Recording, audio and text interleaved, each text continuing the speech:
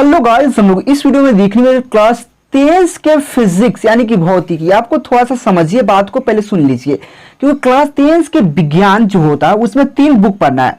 Physics का यानी कि भौतिकी, रसायन विज्ञान यानी कि केमिस्ट्री, बायोलॉजी यानी कि जीव विज्ञान, 3 बुक पढ़ना है। तो हम लोग इसमें से एक बुक का देखेंगे भौतिकी यानी कि फिजिक्स का। क्या देखेंगे? सब्जेक्टिव लघुत्तरीय प्रश्न उत्तर। इस प्रकार से आपको पार्ट बाय पार्ट चलेगा। तो यह पार्ट 1 होगा फिजिक्स के भौतिकी का। यह काफी इंपॉर्टेंट क्वेश्चन सब है, ठीक ना। चलिए वीडियो को शुरू करते हैं। तो केकेजी क्लासेस याद कर लीजिए। गूगल ओपन करना है, केकेजी क्लासेस सर्च करना है। सर्च करते हैं कुछ इस प्रकार से इंटरफेस आएगा, इसको ओपन करना है। ओपन करने के बाद कुछ इस प्रकार से इंटरफेस आएगा। क्लास 12th 10th PDF क्यूज, क्वेश्चन बैंक, मॉडल सेज, न्यूज, यहाँ से आकर पढ़ सकते हैं और अच्छे मार्क्स उठा सकते हैं। और यह भी बात ध्यान दीजिए कि जो भी क्वेश्चन बगल में किस साल कौन एग्जाम में पूछा गया है आपको यहाँ जरूर लिख देंगे, क्योंकि आप इससे पता चले कि आपका मतलब कितना इंपॉर्टेंट क्वेश्चन कैसे है, ठीक ना। तो यहाँ पे देखिए फर्स्ट में क्वेश्चन का विद्युत धारा क्या है, इसका SI मात्रक लिखे। देखिए विद्युत धारा क्या होता है, SI मात्रक लिखे। बहुत प्यार से समझाएंगे, इतना आपको लिखा हुआ है लेकिन आपको कहाँ कितना लिखना है आपको सब समझाएंगे। देखिए 2011, 2015, 2019 में क्वेश्चन बिहार बोर्ड के मैट्रिक एग्जाम में पूछा गया है, यानी कि बहुत ही इंपॉर्टेंट क्वेश्चन है। क्योंकि देखिए 11 में पूछा था, 15 में पूछा, 19 में पूछा था, हो सकता है आपके एग्जाम में पूछ दे। तो यह आप ध्यान में रखना चाहिए। तो यहाँ देखिए विद्युत धारा क्या है, देखिए यहाँ पे देखिए किसी चालक यानी किसी चालक के अनुप्रस्थ काट का क्षेत्रफल से इकाई समय में, यानी कोई भी चालक से अनुप्रस्थ काट का क्षेत्रफल का जो अनुप्रस्थ काट का क्षेत्रफल से इकाई समय में, यानी कि इकाई मतलब समझ रहे, इकाई मतलब कम, सबसे कम, यानी कि इकाई समय में प्रवाहित होने वाली आवेशों की मात्रा विद्युत धारा कहलाता है। अब कहिएगा बहुत बड़काचे को परिभाषा है, नहीं कोई दिक्कत नहीं है यार, आपको इसको लिख दीजिए ना, यह लिख दीजिए, या आप इस प्रकार से परिभाषित कर सकते हैं, आवेशों की प्रवाह की दर को विद्युत धारा कहते हैं। अब बताइए इसमें से कौन अच्छा लग रहा है? दोनों बिल्कुल राइट है, या भले आपको 1 लाइन का है या 2 लाइन का है, लेकिन दोनों करेक्ट आंसर है। तो अपना से अनुसार से आप जो मन करे वो लिखिए, यानी कि किसी भी चालक के अनुप्रस्थ काट का क्षेत्रफल से इकाई समय में प्रवाहित होने वाली विद्युत यानी कि आवेशों की मात्रा को हम विद्युत धारा कहते हैं, या आप इस प्रकार से कहते हैं आवेशों की प्रवाह की दर को विद्युत धारा कहते हैं। आपको इसमें से कोई एक लिखना है। और इसमें पूछ रहा है SI मात्रक। तो SI मात्रक क्या होता है? यहाँ पे SI मात्रक क्या होता है? एम्पियर होता है। विद्युत धारा का SI मात्रक एम्पियर, इसको A द्वारा सूचित किया जाता है। अब थोड़ा सा आपका जानकारी के लिए आपको बता दें कि यह एक अदिश राशि, ऐसा क्वेश्चन में नहीं कहा गया है, लेकिन आपको यह देखिए जब पढ़ा रहे हैं तो आपको थोड़ा सा ज्यादा जानकारी दे देंगे तो कोई गलत थोड़ी ना हो जाएगा। तो यह एक अदिश राशि है, विद्युत धारा एक अदिश राशि है। अगर इसका फॉर्मूला की बात करें तो विद्युत धारा को I द्वारा सूचित किया जाता है। आवेशों की मात्रा अगर Q हो तो T समय हो जाएगा, Q/T हो जाएगा, इसका फॉर्मूला हो जाता है, यानी कि I = Q/T इसका फॉर्मूला होता है विद्युत धारा का, ठीक है ना। लेकिन आपको क्वेश्चन सिर्फ पूछा गया विद्युत धारा क्या है, SI मात्रक लिखे, ठीक। यह 2011, 2015, 2019 में क्वेश्चन पूछा गया है। प्लीज आप लोग चैनल को जरूर सब्सक्राइब कीजिएगा, क्योंकि आपको इसी प्रकार से वीडियो हर चैप्टर का 10th क्लास के ऑल सब्जेक्ट का हम क्लियर कर देंगे, टेंशन मत लीजिए आप। यहाँ पे सेकंड नंबर क्वेश्चन क्या है, प्रकाश का परावर्तन क्या है, इसके नियमों को लिखे। देखिए कभी कभी क्वेश्चन देखिए 2015, 2016, 2018, 2019 में क्वेश्चन पूछा गया है। देखिए कभी कभी आपको क्वेश्चन इस प्रकार से मिलेगा कि प्रकाश के अपवर्तन के 2 नियमों के लिखे। तो सिर्फ 2 नियम अपवर्तन है, तो अपवर्तन के जो 2 नियम पूछे तो आप सिर्फ इतना लिख दीजिएगा। जब आपको पूछे प्रकाश का अपवर्तन क्या है तो यहाँ पे लिखना पड़ेगा। तो यह बात थोड़ा ध्यान में देना पड़ता है। देखिए इससे क्वेश्चन कितना क्लियर, आपसे 3 क्वेश्चन इससे क्लियर हो जाएगा। देखिए कैसे, अब पूछेगा प्रकाश का अपवर्तन क्या है, इस प्रकार से कहते प्रकाश की एक माध्यम से, यानी कि जब भी प्रकाश की एक माध्यम से दूसरे माध्यम में, यानी कि दूसरे माध्यम में जब भी एक माध्यम से दूसरे माध्यम जब प्रकाश प्रवेश करता है तो क्या होता है, उसमें कुछ ना कुछ क्या होता है, विचलन होता है, उसमें कुछ ना कुछ परिवर्तित होता है, उसके दिशा में चेंजिंग होता है, उसकी दिशा बदल जाता है। जैसे कि सपोज आपको समझाने का प्रयास करें, जब यह कोई एक अपवर्तक होता है, जब इससे प्रकाश आया तो कुछ ना कुछ इधर जाएगा ना तो इधर आएगा, बात ये यानी कुछ ना कुछ चेंजिंग होगा। वही कहता है प्रकाश की एक माध्यम से दूसरे माध्यम में जाने पर उसकी दिशा में होने वाली परिवर्तन की घटना को ही प्रकाश का अपवर्तन कहते हैं। यानी कि जो भी उसमें परिवर्तन होगा, जो उसमें चेंजिंग होगा, अलग होगा, उसी को क्या प्रकाश का अपवर्तन कहा जाता है। तो आपको प्रकाश का अपवर्तन पूछे तो इतना लिख के छोड़ देते, कोई दिक्कत नहीं है। अब यहाँ पे उसके नियम को भी लिखना है। प्रकाश के अपवर्तन के कितने नियम है? 2 नियम है। तो 2 नियम यहाँ प्रकाश का अपवर्तन के नियम, तो यहाँ लिखिए प्रथम नियम क्या है, प्रथम नियम क्या है, आपतित किरण, अपवर्तित किरण तथा आपतन बिंदु पर डाला गया जो लंब होता है, तीनों एक ही तल में होता है। जो आपतित किरण अपवर्तित किरण तथा आपतन बिंदु पर डाला गया लंब एक ही तल में रहता है, एक ही बिंदु पर रहता है, ठीक ना, यानी कि एक ही बिंदु पर सभी रहता है। यह समझ गए, यह प्रथम नियम कहता है। द्वितीय नियम क्या कहता है? द्वितीय नियम के जो प्रकाश का अपवर्तन के द्वितीय नियम है उसको स्नेल के नियम भी कहा जाता है। जैसे यहाँ पे हाईलाइट किया हुआ है, देखिए पीला रंग से हाईलाइट कर दिए हुए हैं कि अपवर्तन। यह पे ध्यान रखिए, पहले बहुत इंपॉर्टेंट बात कि यह पीडीएफ आपको कहाँ मिलेगा? टेलीग्राम पे, जहाँ पे मेरा एक और चैनल है केकेजी क्लासेस, सर्च कीजिएगा केकेजी क्लासेस, केकेजी स्टडी नहीं केकेजी क्लासेस, वहाँ पे यह पीडीएफ मिल जाएगा, ठीक ना। तो इसको स्नेल के नियम भी कहा जाता है। तो प्रकाश के किसी खास रंग के लिए, मतलब किसी खास रंग के लिए आपतन कोण की ज्या और अपवर्तन यानी कि आपतन कोण और परावर्तन कोण की ज्या, यहां पे समझिएगा, आपतन कोण की ज्या और परावर्तन कोण की ज्या एक निश्चित अनुपात होता है, का एक निश्चित अनुपात होता है जिसे अपवर्तनांक कहते हैं। फिर समझिएगा, आपतन कोण की ज्या, अपवर्तन कोण की ज्या, ठीक ना, एक निश्चित अनुपात होता है, एक निश्चित अनुपात होता है जिसके क्या कहते हैं? अपवर्तनांक कहते हैं। जिसको क्या बोलते हैं? अपवर्तनांक कहते हैं। इस नियम को ही स्नेल का नियम भी कहा जाता है। जैसे कि आपको बताने का प्रयास करते हैं, mu equal to sine i upon sine r लिख सकते हैं। इसका फॉर्मूला होता है, अगर आपको डायरेक्ट पूछेगा प्रकाश का अपवर्तन के नियम के लिखे तो दो नियम आप आराम से लिख दीजिएगा। आपको एक और क्वेश्चन पूछा जाता है, 2014 में क्वेश्चन पूछा गया था, हम देखिए ध्यान में देखे हैं। स्नेल का नियम क्या है? स्नेल का नियम पूछिए तो आप इतना ही लिख के छोड़ दीजिएगा, फिर भी आपको 2 मार्क्स मिलेगा। पूरा लिखिएगा तो फिर भी 2 मार्क्स मिलेगा, ये दोनों लिखिएगा तब पर भी 2 मार्क्स मिलेगा, या आप सिर्फ इतना लिखिएगा तो 2 मार्क्स मिलेगा। देखिए क्वेश्चन किस प्रकार से पूछता है उस पर डिपेंड करता है। तो आप इतना जान गए प्रकाश का अपवर्तन क्या है, उसके नियम क्या है, और साथ में स्नेल का नियम भी जान गए। यह क्वेश्चन 15, 16 और 18, 19 में क्वेश्चन पूछा गया बिहार बोर्ड के मैट्रिक एग्जाम में, यानी कि BSCB में, ठीक ना। नेक्स्ट क्वेश्चन की बात करें, यहाँ पे 3 नंबर क्वेश्चन क्या है? प्रकाश के परावर्तन क्या है, इसके नियमों को लिखे। देखिए अपवर्तन से थोड़ा अच्छा लगता है परावर्तन।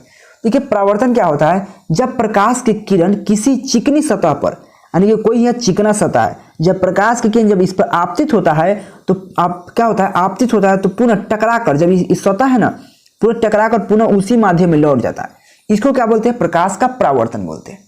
फिर समझिएगा, जब भी कोई चिकनी सतह या चमकीली सतह पर प्रकाश की किरण आपतित होती है तो उस पुनः उस पर टकरा कर क्या उन्हें उसी माध्यम में, जिस माध्यम से चली थी उसी माध्यम में लौट जाती है, उसको प्रकाश का परावर्तन कहा जाता है। इसलिए जब प्रकाश की किरण किसी चिकनी सतह पर पड़ती है तो टकरा कर पुनः उसी माध्यम में लौट जाती है, इस घटना को प्रकाश का परावर्तन कहते हैं। समझ रहे? प्रकाश के परावर्तन के नियम की बात करें, कभी कभी आपको सिर्फ पूछेगा प्रकाश के परावर्तन के नियमों को लिखे, ठीक ना। नियम क्या है? आपतित किरण, परावर्तित किरण तथा आपतन बिंदु पर डाला गया जो अभिलंब होता है या लंब होता है, वह तीनों एक ही तल में होता है। फिर समझिए, आपतित किरण, परावर्तित किरण तथा आपतन बिंदु पर डाला गया जो लंब होता है या अभिलंब होता है, वह एक ही तल में होता है। जैसे कि आपको बताने का प्रयास करें, कोई सतह है, जब प्रकाश की किरण आ रहा है, ठीक ना, अब फिर वह जा रहा है, इस पर लंब डालेंगे तो सभी एक ही बिंदु पर होगा, यह होगा, यह होगा, यह होगा, ठीक ना। और एक और बात, जो आपतित किरण यानी कि आपतन कोण, सेकेंड, और इसका क्या नियम? सेकेंड नंबर, आपतन कोण और परावर्तन कोण बराबर होता है, यानी कि आपतन कोण परावर्तन कोण के बराबर होता है, यानी कि जो I बराबर R होता है, आपतन कोण परावर्तन कोण के बराबर होता है, ठीक ना। यह 2 नियम था, यह 2016, 17, 19 में क्वेश्चन पूछा गया, ठीक ना। देखिए प्रथम पाली, सेकेंड पाली सब है इसके साथ मिलाया हुआ, यानी कि आप प्रथम पाली में कौन है, सेकेंड पाली में कौन है, लेकिन आपको दोनों इंपॉर्टेंट क्वेश्चन है, ठीक ना। देखिए प्रतिरोध क्या है? प्रतिरोध क्या है, इसका SI मात्रक लिखे। आपको पूछेगा प्रतिरोध क्या है, इसका SI मात्रक लिखे, ठीक ना, कोई दिक्कत नहीं है। 4 नंबर क्वेश्चन है रेजिस्टेंस, जिसको इंग्लिश में बोला जाता है। देखिए आपको लिखना क्या है, आपको ये सब लिखने की जरूरत नहीं है। आपको एग्जाम में अगर आपको ऐसे लिखे तो कोई दिक्कत नहीं है, आप बहुत अच्छा बात है, आपको लिख सकते हैं, आपको याद कर सकते हैं, तो कोई बात नहीं। देखिए विद्युत यानी कि विद्युत प्रतिरोध किसी चालक का वह गुण है, यानी कि विद्युत प्रतिरोध, प्रतिरोध यानी कि विरोध, हम विरोध क्या कहते हैं? प्रतिरोध यानी कि किसी को रुकावट, जिसमें रुकावट, बाधा उत्पन्न करना, इसको प्रतिरोध बोलते हैं। यानी कि कोई चीज में बाधा उत्पन्न करेंगे, उसमें रुकावट उत्पन्न करेंगे, उसी को क्या बोलते हैं? प्रतिरोध बोला जाता है। जैसे कि यहाँ पे लिखा हुआ है, विद्युत प्रतिरोध किसी चालक का वह गुण है, यानी कि किसी चालक का वह गुण है जिससे चालक में धारा के प्रवाह के, यानी कि जिसमें धारा के प्रवाह में रुकावट उत्पन्न होता है। जिसमें धारा जब प्रवाहित होगा उसमें कुछ ना कुछ रुकावट उत्पन्न होता है। जिससे आपको बताते हैं, जब कोई तार हमारे पास रहता है, कंडक्टर तार, तो उसमें क्या होता है, जब भी जंग लग जाता है, जब उसमें थोड़ा बहुत पुराना हो जाता है, उसमें तो देखिए करंट कम प्रवाहित होगा। देखिए ऐसे तो आप कहीं लाइन वाला, तो लाइन में तो बहुत ज़्यादा करंट रहता है, उस बात नहीं। बैटरी से आप कहीं करके देख लीजिएगा तो उसका वोल्टेज घट जाता है। वही उसमें क्या होता है, विरोध उत्पन्न होता है, उसमें रुकावट उत्पन्न होता है, यानी कि प्रतिरोध लगता है। वही कहा प्रतिरोध किसी चालक का वह गुण है जिस चालक में धारा के प्रवाह में रुकावट उत्पन्न करता है, विद्युत प्रतिरोध कहलाता है या प्रतिरोध कहलाता है या विद्युत प्रतिरोध कहलाता है। अब आप थोड़ा सा इसका अगर हम देखने का प्रयास करें, यहाँ पे यह क्या है, बेसिकली ओम के नियम में भी ऐसा पढ़ना है, फिर भी यहाँ पे कोई दिक्कत नहीं, इसको पढ़ने की कोई ज़रूरत नहीं। यहाँ पे विद्युत प्रतिरोध क्या है, अगर फॉर्मूला लिखने की बात करें, ऐसे हम पढ़ देते हैं, कोई दिक्कत नहीं, आपको समझा देते हैं। अगर इसका SI मात्रा रख के देखिए, प्रतिरोध का वोल्ट पर मीटर होता है, वोल्ट पर एम्पियर होता है, जिसको क्या बोला जाता है, ओम बोला जाता है। अगर हम इसका SI मात्रा के बोले तो ओम, प्रतिरोध का SI मात्रक क्या है, तो ओम है। विद्युत प्रतिरोध का SI मात्रक क्या है, ओम। ओम, जिसको ओम इस प्रकार से लिख सकते हैं, या ओम का सिंबल भी होता है इस प्रकार से, जो कि यहाँ पे दिया हुआ है, ठीक है ना। तो ये बात ध्यान रखिएगा। या वोल्ट एम्पियर भी, वोल्ट पर एम्पियर भी कह सकते हैं इसका SI मात्रक, ठीक। यह 2016 में क्वेश्चन पूछा गया है। जैसे कि आपको बात करें, इस प्रकार से परिभाषा दीजिएगा तो कोई दिक्कत है, जो यहाँ पे लिखा हुआ है। जैसे कि विद्युत प्रतिरोध किसी चालक की सिराओं के बीच आरोपित विभवांतर V तथा चालक से प्रवाहित होने वाली धारा I की अनुपात के रूप में परिभाषित किया जाता है। देखिए आपको दो एग्जाम्पल, दो परिभाषा इसलिए दे रहे हैं कि आपको लिखने में कोई तकलीफ नहीं हो, आप कोई भी लिखिए, सब सही है। जैसे कि किसी चालक, यानी किसी चालक के सिराओं के बीच आरोपित विभवांतर भी, क्या कहा, आरोपित विभवांतर भी और चालक से प्रवाहित होने वाली धारा I के अनुपात के रूप में परिभाषित किया जाता है। जैसे I इक्वल टू, तो V/I लिख सकते हैं। R क्या है, रेजिस्टेंस यानी कि प्रतिरोध, और V क्या है, तो विभवांतर, I क्या है, तो धारा, ठीक। तो यह हो सकता है, तो आप जिस जोन मन करे वह लिख सकते हैं। तो आप यह परिभाषा लिखिए और SI मात्रक लिख दिए, या यह परिभाषा लिखिए और यह SI मात्रक लिख दीजिए, आपको उतना ही नंबर मिलेगा, कोई भी लिखिए, ठीक ना। यह 2016 में क्वेश्चन पूछा गया। नेक्स्ट क्वेश्चन क्या है, प्रकाश के वर्ण विक्षेपण क्या है। 5 नंबर क्वेश्चन का हो गया, शायद छूट गया, कोई दिक्कत नहीं, आपको हम ला देंगे, टेंशन मत लीजिए। 5 नंबर क्वेश्चन छूट गया है, 6 नंबर डायरेक्ट आ गया। तो देखिए प्रकाश का वर्ण विक्षेपण क्या है। प्रकाश का वर्ण विक्षेपण बेसिकली होता क्या है, जब श्वेत प्रकाश, यानी कि देखिए जब श्वेत प्रकाश किसी प्रिज्म से होकर गुजरेगा तो 7 अवयवी रंगों में विभक्त हो जाता है। 7 अवयवी रंगों में क्या होता है, विभक्त हो जाता है, उसी का वर्ण विक्षेपण, यानी कि प्रकाश का वर्ण विक्षेपण कहा जाता है। जैसे कि यहाँ पे लिखा क्या हुआ है, जब श्वेत प्रकाश किसी, यानी कि जब श्वेत प्रकाश की किरण किसी प्रिज्म से होकर गुजरती है तो 7 अवयवी रंगों में विभक्त हो जाता है। इस घटना को प्रकाश का वर्ण विक्षेपण कहते हैं। जैसे कि आपको यहाँ पे देखिए, आपको फिगर भी बनाना पड़ेगा। तो ये बेसिकली प्रिज्म है, यह क्या है, प्रिज्म है। जब श्वेत प्रकाश है, यह श्वेत प्रकाश है, ठीक है ना। यह क्या हो रहा है, जब इससे गुजर रहा है तो ये देखिए 7 अवयवी रंगों में विभक्त हो जा रहा है। बैजानी पिनाला, बैजानी पिनाला, बैगनी, अब देखिए बैजानी पिनाला, बैजानी पिनाला, पिनाला, इस प्रकार से याद कर सकते हैं। बैगनी, बी से बैगनी, बैजा, जी से जस जामुनी, एन से नीला, पी से पीला, बैजानी, नी, ह से हरा, बैजानी पिनाला, बैजानी पिनाला, यानी कि देखिए बैगनी, यहाँ पे ज से जामुनी, नी से नीला, ह से हरा, पी से पीला, कितना हुआ, बैजानी पिनाला, पिनाला, न से नारंगी और ल से लाल। इस प्रकार याद कर सकते हैं, बैजानी पिनाला, आप लिख लीजिए, आराम से आप लिख सकते हैं। यह 7 अवयवी रंग होते हैं और बहुत सिंपल परिभाषा हो गया। जब श्वेत प्रकाश किसी प्रिज्म, यानी कोई भी प्रिज्म से गुजरेगा तो 7 अवयवी रंगों में विभक्त हो जाता है, उसी को प्रकाश का वर्ण विक्षेपण कहते हैं। यह क्वेश्चन 2011, 2015, 2016 में क्वेश्चन पूछा गया है। देखिए ऐसा नहीं कि आप 2022 में पूछ दिया, 2023 में नहीं पूछेगा, 2021 में पूछा, 2022 में नहीं पूछेगा, 2020 में पूछे। देखिए आप लगातार भी पूछ सकता है, 15 में पूछा, 16 में क्यों नहीं पूछा, पूछा ही है। वही बात होता है, यह लगातार भी क्वेश्चन पूछ सकता है, याद रखिएगा। यहाँ पे वर्ण विक्षेपण है, समझ रहे हैं। नेक्स्ट क्वेश्चन की बात करें, यहाँ पे 7 नंबर क्वेश्चन क्या है। देखिए 7 नंबर क्वेश्चन क्या है, रेलवे का सिग्नल लाल क्यों होता है, या उसी क्वेश्चन को कह सकते हैं खतरे का संकेत लाल क्यों होता है। देखिए यहाँ पे रेलवे का सिग्नल लाल क्यों होता है या खतरे का संकेत लाल क्यों होता है, क्वेश्चन एक ही है, दोनों क्वेश्चन एक ही है। देखिए यहाँ पे क्या है, खतरे का संकेत लाल होता है क्योंकि, अब बोलिएगा यहाँ रेलवे का सिग्नल लाल होता है, तो वही बात है, यानी कि रेलवे का सिग्नल लाल होता है क्योंकि लाल रंग का तरंग दैर्घ्य सबसे अधिक होता है तथा प्रकीर्णन सबसे कम होता है। यहाँ पे समझिएगा, लाल रंग का तरंग दैर्घ्य सबसे अधिक होता है तथा प्रकीर्णन सबसे कम होता है। यही कारण है कि लाल रंग को हम दूरस्थ यानी कि दूर से ही स्पष्ट रूप से देखा जा सकता है। यही कारण है कि खतरे का संकेत लाल होता है या रेलवे का सिग्नल लाल होता है। या इस प्रकार से भी कह सकते हैं कि लाल रंग का तरंग दैर्घ्य सबसे अधिक होता है और इसे हम दूरस्थ से भी आराम से स्पष्ट रूप से देख सकते हैं। और साथ में यह भी कह सकते हैं कि हम इसको कुहरे में भी, यानी कि दूरस्थ कुहरा है, मतलब कुआं नहीं होता, उसमें भी स्पष्ट रूप से देखा जा सकता है। इसी कारण से रेलवे का सिग्नल लाल होता है। तो हम यहाँ पे खतरे का संकेत है क्या, रेलवे का सिग्नल लाल है, बात हुई है। तो खतरे का संकेत लाल होता है क्योंकि लाल रंग का तरंग दैर्घ्य सबसे अधिक होता है तथा प्रकीर्णन सबसे कम होता है।